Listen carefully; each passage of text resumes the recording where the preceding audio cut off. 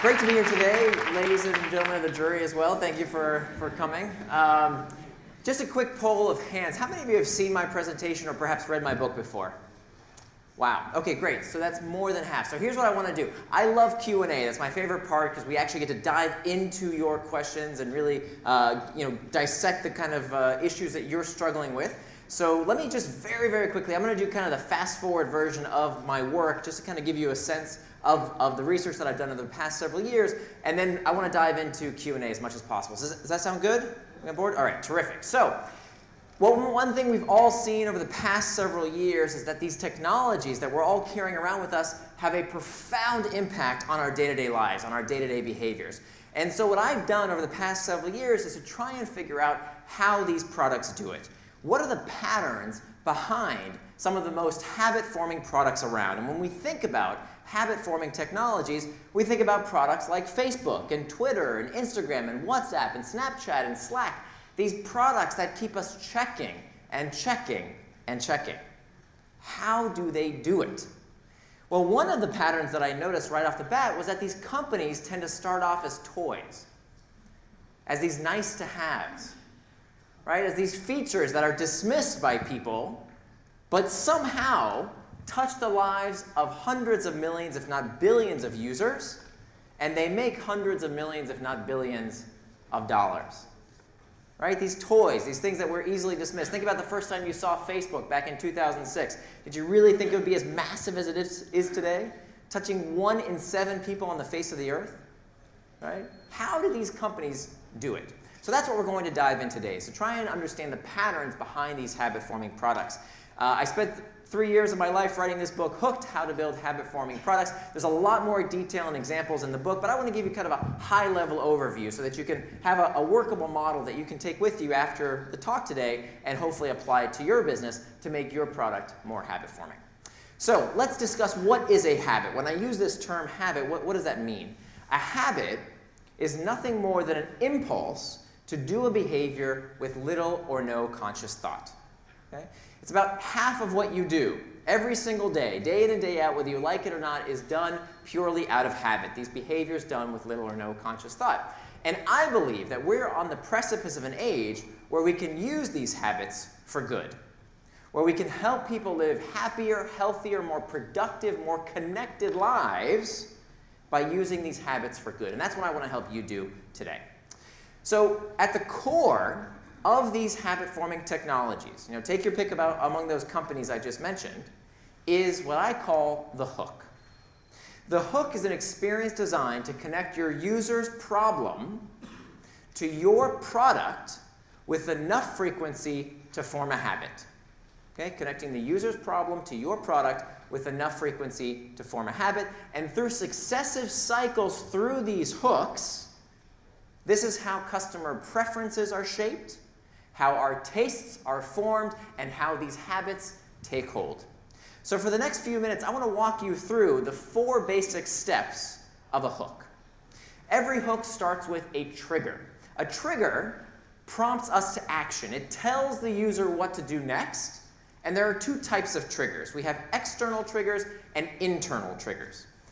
External triggers you'll be very familiar with. These are things in our environment that tell us what to do next by giving us some piece of information.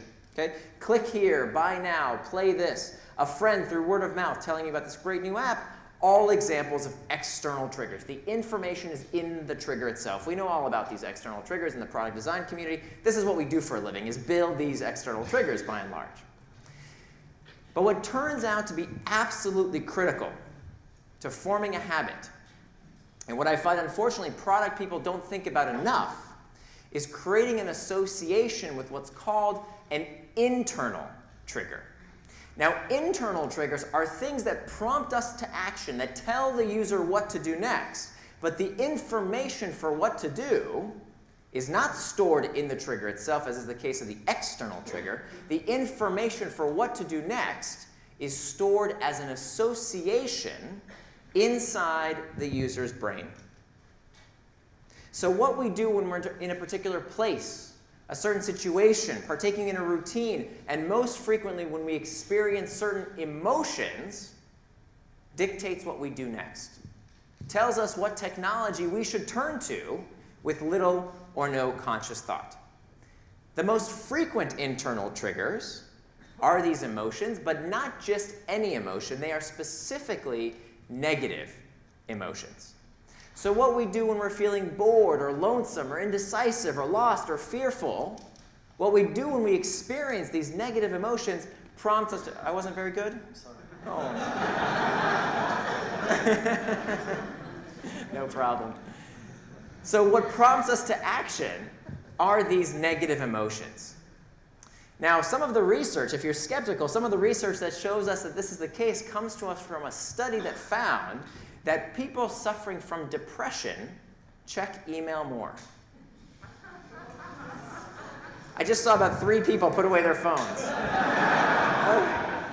What is this study? What is this telling us? Why do people suffering from clinical depression check email more? Well, it turns out what this study found was that people suffering from depression experience what psychologists call negative valence states. They feel down more frequently than the rest of the population. So what are they doing to boost their mood, to get out of that negative valence state? They're going online. They're checking their devices. They're using email more often than the rest of the population. And if we're honest with ourselves, we all do this, don't we? We all use products and services to modulate our mood. Let me ask you, what website or app do people check when they're feeling lonely? Where do we go? Facebook, of course. And what, did you just say Tinder? That's also true. That's a different type of internal trigger.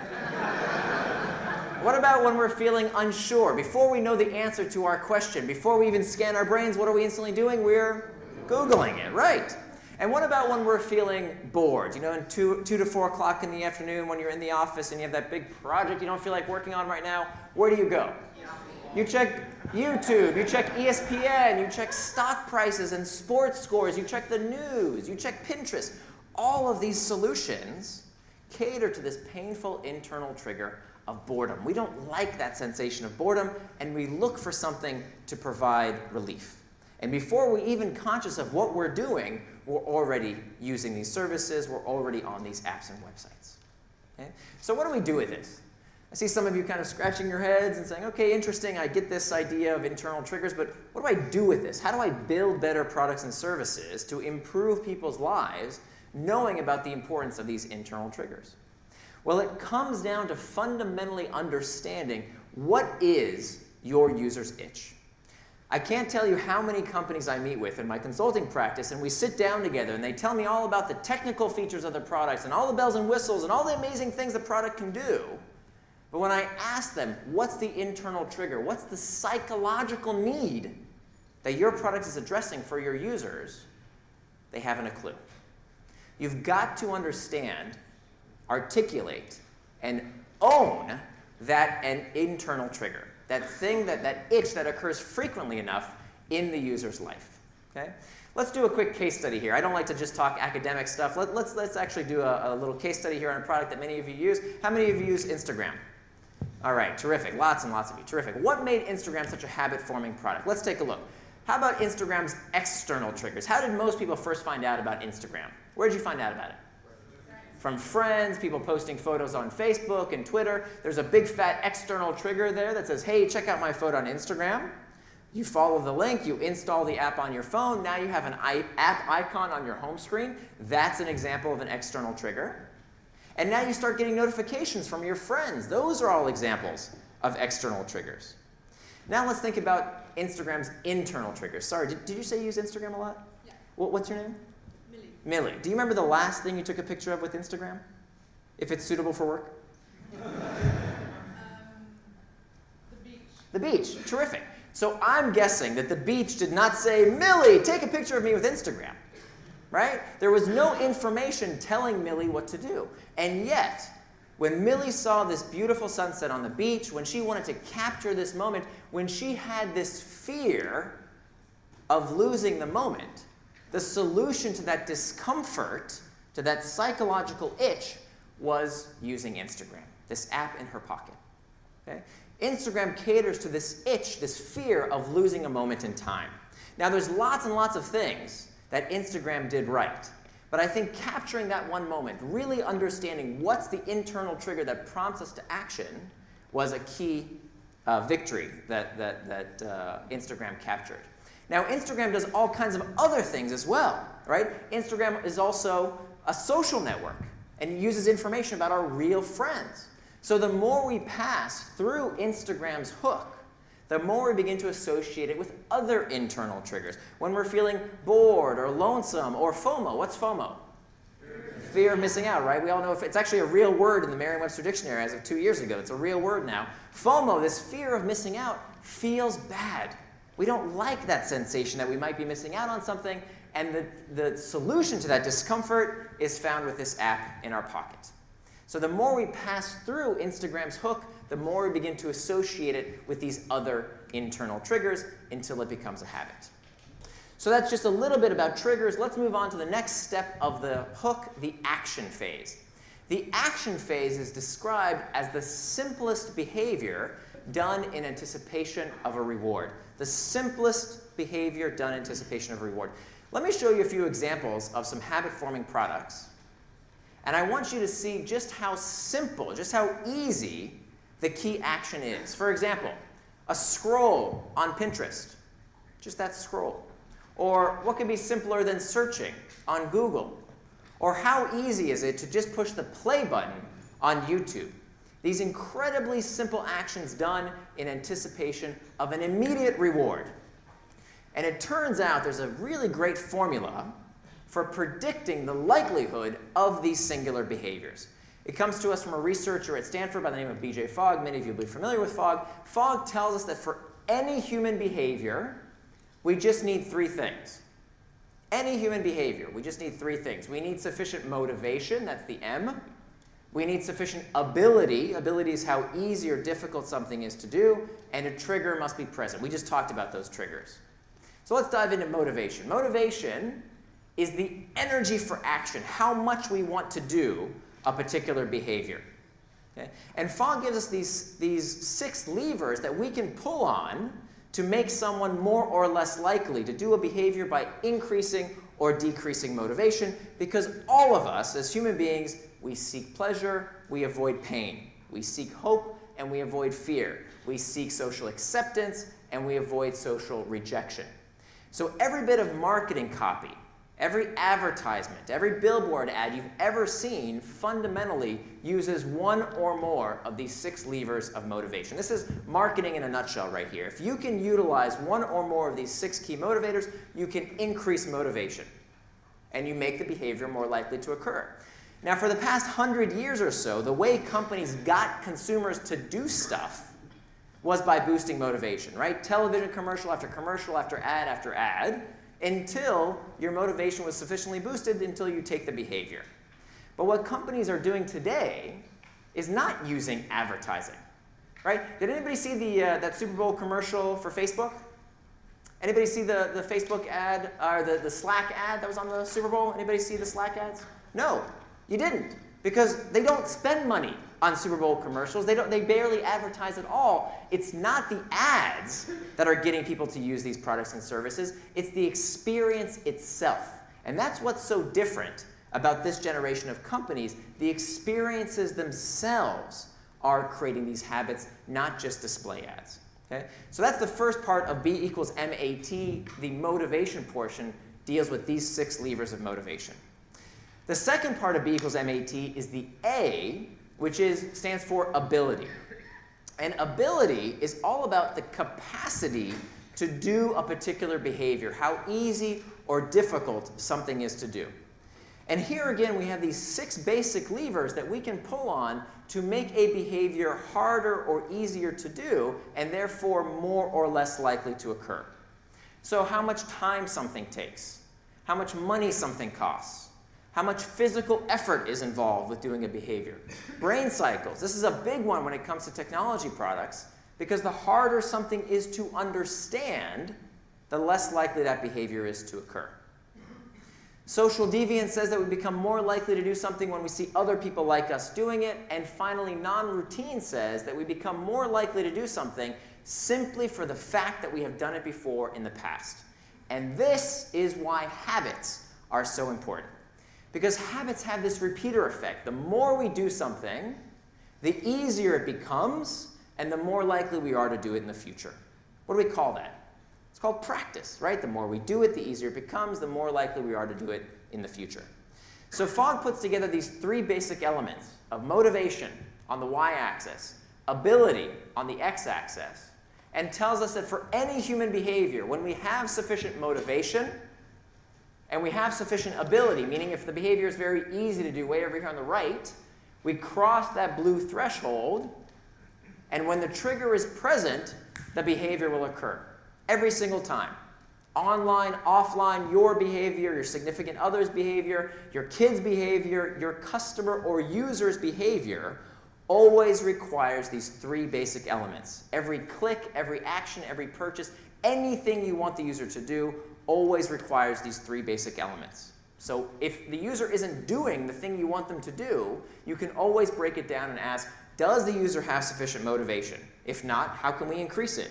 Does the user have sufficient ability? Is the behavior too difficult to do? How can we make it easier based on those 6 basic levers? Does this make sense? I'm going through this kind of fast, but any questions so far?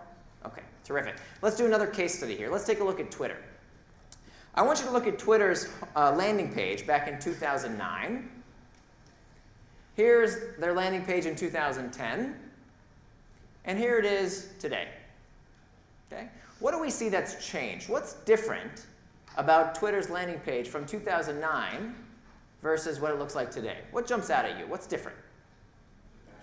Right. How much is going on this page, right? The pictures, there's a lot less stuff on this page versus this page. I mean, take a look at this page, right? Look at all the triggers. What was a trigger? Why was a trigger? How was a trigger? Watch a video is a trigger. Sign is a trigger. Click here is a trigger. Click here is a trigger. Get started, join is a trigger. I mean, that is a ton of thinking. That's a ton of cognitive load that the user needs to spend to figure out what the hell you want them to do here. And speaking of, in all three examples, what does Twitter want people to do here? Sign in and sign up. That's always been the intended behavior. And what Twitter figured out was, by removing the cognitive clutter, by making it easier for the user to figure out what you want them to do, they became more likely to do it. They increased conversion, and they could start sending people through the 4 steps of their hook. Make sense? So the lesson here is, the lesson is not make a landing page just like Twitter. That's a short-sighted lesson. The lesson here is what's in your customer's way. The definition of all technology, I don't care if it's the cotton gin or the iPhone, all technology is all about shortening the steps, decreasing the distance between the recognition of the need and the reward. Okay? So that's your job. How can you decrease those steps to make that intended behavior as easy as possible? After you've done that comes the reward phase of the hook. The reward phase of the hook is where the user gets what they came for. Okay? It's where their itch is scratched a little bit. I'm going to skip ahead just a little bit. Now there's 3 types of rewards. There are rewards of the tribe, rewards of the hunt, and rewards of the self. 3 types of rewards, and they tend to be variable rewards. A lot of people think that all we have to do is to give customers what they want, and that's good enough. But it turns out that in habit-forming products and habit-forming experiences, it's not just the reward, it's that there's a bit of mystery, a bit of variability, a bit of uncertainty around what you might find when you use the product. Of course, this comes from the classic work of B.F. Skinner. Many of you might remember Skinner from your first psychology class. Skinner took these pigeons, he put them in a little box, he gave them a disc to peck at, and every time they pecked at the disc, they would get a little reward, right? And at first, whenever the pigeon pecked at the disc, they would receive a reward on a predictable schedule, right? So hit the disc, get a little food pellet. Great. So Skinner could train these pigeons to peck at the disc whenever they were hungry. But then Skinner did something a little bit different. Skinner introduced a variable reward. So sometimes the pigeon would peck at the disc, nothing would come out. No food pellet, no reward. The next time the pigeon would peck at the disc, they would receive a reward. And what Skinner observed was that the rate of response, the number of times these pigeons pecked at the disc, increased when the reward was given on a variable schedule of reinforcement. And so in all sorts of products that we find most habit-forming, most engaging, when you think about the things that capture your attention and won't let go, you will find these 3 types of variable rewards. Let me introduce these to you briefly. Rewards of the tribe are things that feel good, that have this element of variability, and come from other people. Think about social media, for example, right? So when I check Facebook, or when I open up my Facebook feed, I'm never quite sure what I'm going to find, right? What photos might I see? What are the comments going to say? How many likes does something get? High degree of social variability. And of course, it all comes from my friends. It's these rewards of the tribe. Next is the rewards of the hunt. Rewards of the hunt are all about the search for resources, like food, shelter, and of course, information in modern society. So when we think about variable rewards, many people think of slot machines. Right? When you play one of these slot machines in Las Vegas, the variable reward is what you might win in the game, right? In this game of chance. Turns out we see the exact same psychology at work online. Do you ever notice why the feed is so popular? Why is it that everything on the mobile interface has this feed interface? Why is that? Everything has a feed today. Didn't used to. Now everything has a feed. Well, let's look at the deeper psychology here. When I open up LinkedIn, for example, and I open up my LinkedIn feed, maybe the first story is not that interesting, or the second's not that interesting, but maybe the third or fourth is interesting. And what do I have to do to get more of those rewards? What do I have to do? What action do I have to take? Just scroll. And that scrolling and scrolling uses the exact same psychology as pulling on a slot machine. Both variable rewards of the hunt. Finally is the rewards of self-achievement, rewards of the self. Now, rewards of the self are all about things that feel good, that come from other people, but aren't about these information or material rewards. These are things that feel good in and of themselves. The search for mastery, consistency, and competency. Best example online is gameplay. So when people play these online games, they're not necessarily winning anything in terms of material rewards. They're not even playing with other people, but there's something fun about getting to the next level, the next accomplishment, the next achievement. Many people say to me, yeah, that's great, Nir, but listen, I don't play these games. I'm not much of a gamer. This isn't for me. But if you're anything like me, you play this game every day. Right? Checking those unread messages or finishing the to-dos on your to-do list, or the thing that always gets me is that one app notification I just have to open to clear it away. These are all examples of variable rewards of the self, the search for mastery, consistency, competency, and control. The point of these variable rewards is to give the user what they came for, right? To scratch the user's itch and yet leave them wanting more. This bit of mystery around what they might find the next time they engage with the product. And finally, the last step of the hook is the investment phase. The investment phase is where the user puts something into the product in anticipation of a future benefit. Okay? It's not about immediate reward, it's about a future benefit. And the investment phase, the purpose of the investment phase is to increase the likelihood of the next pass through the hook. And it does this in 2 ways. The first way that investments increase the likelihood of the next pass through the hook is by loading the next trigger. So if you can get your user to do something that brings themselves back, that's a very powerful investment in the platform. For example, when I send someone a message on WhatsApp or Slack or any number of other messaging platforms, when I invest in the platform by sending a message, I'm loading the next trigger because I'm likely to get a reply. And that reply comes coupled, what's that red jewel icon an example of? That's an external trigger that brings the user back to the hook once again. The second way that investments increase the likelihood of the next pass is by storing value. Okay? Storing value is a really, really big deal. Storing value is what differentiates things in the physical world, right? These chairs, your clothing, everything in the physical world loses value, but these habit-forming products appreciate. They get better and better with use. And they do this because of this principle of stored value. So for example, the more content I put into a service, like on Google Docs, the more content I put in, the better it becomes. It's my one and only cloud storage solution. The more data I put into a service like Mint.com or Pinterest, the more data I give these companies, the better and better they become for me over time. The more followers I accrue, for example, on Twitter, the better the platform is to reach my audience. And finally, reputation. On sites like eBay or Airbnb or Upwork, my reputation is a form of stored value I can literally take to the bank. And how likely am I to leave one of these platforms after I've stored all this value? Right? Not very likely. Now all of a sudden these products are hard to leave. Which brings me to this cold, hard conclusion. That there is no rule that I have ever seen that says the best product wins. Anybody ever seen that rule written anywhere? I certainly haven't. Right? Silicon Valley graveyards are littered with companies that had better products. It's not the best product that wins. It's the product that can capture the monopoly of the mind that captures the market. Because it's through successive cycles through these hooks, trigger, action, reward, investment, this is how consumer preferences are shaped and how our tastes are formed. Now, before I leave, that was a lot of information. There's a lot more in my book as well. But this is the most important slide. So if you want to take a picture of one slide in the presentation, this is the one. I also will give you a link to the slides in just a second. If you're building a product that's creating a habit, these are the 5 fundamental questions you have to answer. What's your internal trigger that your product is addressing? What's the external trigger that prompts the user to action? Is the action simple enough? Can you make it even easier to do?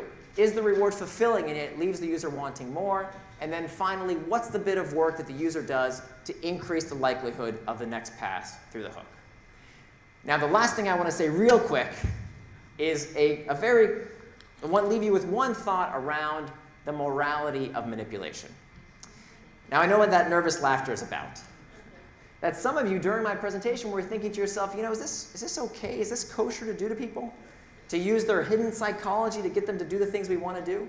And if you had that tinge of discomfort, if you had that little bit of moral queasiness, I say bravo.